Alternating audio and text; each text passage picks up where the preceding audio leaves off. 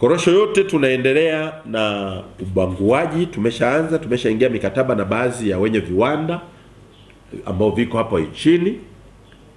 Hatuwauzi, tunaingia mikataba ya ubanguaji. Wanabangua kwa niaba ya bodi ya nafaka na mazao mchanganyiko. Hiyo kinachofanyika, wakimaliza kubangua, sisi tunawalipa fee yetu kufuatana na makubaliano. Korosho wanazirudisha kwetu. Ni wajibu wa bodi iliyoko chini ya Wizara ya Kilimo. Hiyo ndio itashughulikia kutafuta masoko na kuiuza hizo zikiwa zimebanguliwa. Kwa hiyo watu ambao tunawahitaji kwenye mazungumzo mpaka sasa hivi ni wenye viwanda vya kubangua, wenye uwezo wa kubangua korosho. Hao ndio tunasema tunakaa mezani tunazungumza. Sio kununua korosho gani, ni kuja kutusaidia kubangua. Hao ndio tutaingia kwenye mikataba ili waweze kubangua hiyo korosho yote na tuweze kuipata. Kutokana na agizo lililokuwa limetolewa na serikali la kununua korosho zote za wakulima, kwamba korosho zote za wakulima zimeshanunuliwa. Zote zimeshanunuliwa. Tulianza zoezi la ukusanyaji wa korosho hiyo. Na korosho sisi tunayoizungumzia, tunaposema tumeikusanya, tunaangalia kiasi cha korosho ambao tumeikusanya kufikia kwenye magara makuu. Kuna korosho bado ziko kwenye magara ya vyama vya msingi na kuna korosho bado ziko mikononi mwa wakulima. Zile bado hatuzihesabu. Kwa hiyo kwa takwimu ninazowapa mimi ni zile ambazo zimefikia kwenye magara makuu.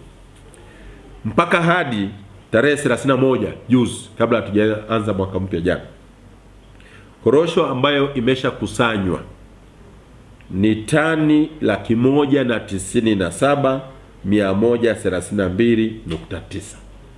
Bado jitihada zinaendelea kufanyika na bado tunaendelea kupokea korosho kutoka kwenye vyama vya msingi, na wakulima bado wanaendelea kupeleka nao kwenye vyama vya msingi. Kwa hiyo matarajio yetu bado yako pale pale kwamba tunaweza tukapata kiasi kikubwa cha korosho. Jambo la pili linaloendelea kufanyika kule ni uhakiki wa wakulima kabla ya kuwalipa. Mtakumbuka tulifanya uamuzi kwamba anayestahili kulipwa ni mkulima. Kwa hiyo tunaendelea na zoezi la uhakiki, na mpaka tunavyoongea leo vyama 466 vimeshahakikiwa, ambao wakulima mbalimbali wamehakikiwa. Tunaposema 466 si kwamba yani ndio umehakiki kile chama umemaliza. Yale madokumenti, kwa mfano wameleta awamu ya kwanza, awamu ya pili, awamu ya tatu, tumehakiki. Kwa hiyo inawezekana wakileta tena unakuta bado tena hizo nazo tunaendelea na uhakiki. Kwa mpaka sasa hivi vyama vilivyoguswa ni 466 kati ya vyama 617 vya nchi nzima. Lakini hivi tulivyohakiki ni kati ya vyama 504 vilivyoko katika mikoa mikubwa mitatu ya kusini, yani Mtwara, Lindi na Ruvuma. Kwa hiyo hiyo ndo hali halisi mpaka hadi tunavyozungumza. Na fedha ambao tayari tumepeleka yani wale ambao tumewahakiki na kupeleka benki kwa ajili ya kuingiziwa kwenye account, mpaka hadi tarehe ya juzi ni bilioni 242,386.7. Hiyo ndio fedha ambayo tumeshapeleka tayari kuwapelekea kwenye account benki.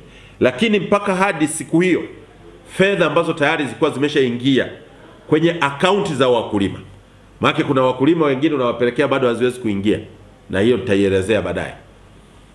Fedha ambazo zilikuwa zimeshaingia kwenye account za wakulima ni bilioni 223,551.8.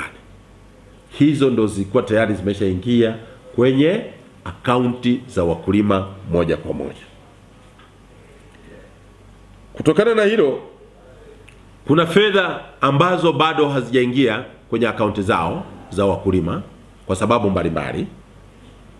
Lakini pia kuna bilioni 9 na milioni 800 tumepeleka kwenye akaunti, lakini mifumo ya benki imereject, yani imekataa kuingiza kwenye hizo akaunti kutokana na sababu mbalimbali.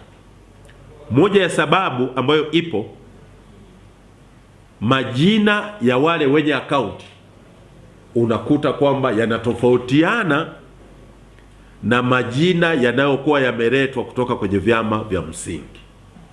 Vyama vya msingi vinasema umlipe Abdalla Hussein Abdalla. Ukienda kwenye akaunti inasomeka Hussein Abdalla Mwinijuma. Kwa hiyo benki hawawezi kumlipa kwa sababu tayari hapo kuna hitilafu. Kwa hiyo mpaka sasa hivi hizo bilioni 9 na milioni 800 ziko pending. Zinasubiri hao wakulima mbalimbali waende wakarekebishe akaunti zao, wathibitishe hizo akaunti zao kabla hatujafikia maamuzi mengine. Lakini sambamba na hilo, zipo akaunti ambazo tumezizuia. Nazo ni 1604. Hizo tumezizuia mpaka tujiridhishe kwamba hizi akaunti sio za wale watu akina Kangomba. Lakini akaunti 131 kati ya hizo tumeshathibitisha 100%. Hizo tumezifreeze moja kwa moja. Kwa hiyo hizo hawatapata.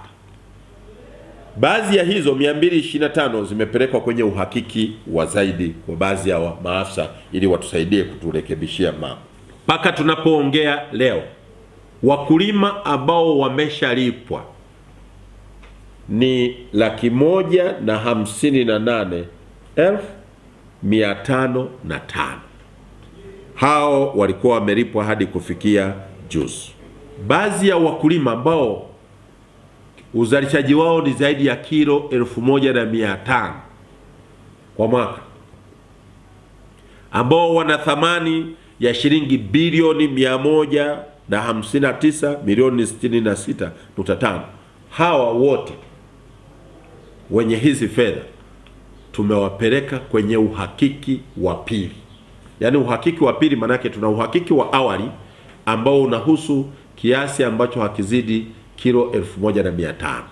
Tunajiridhisha na particulars zilizopo, majina, usahihi wa account, usahihi wa kilo na nini. Lakini hawa wengine wa pili, uhakiki wa pili, tunathibitisha kwa kuangalia mashamba.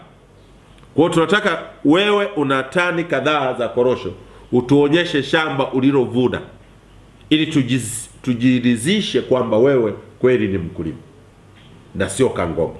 Kwa hiyo jumla ndio hiyo bilioni 159 milioni 466.5.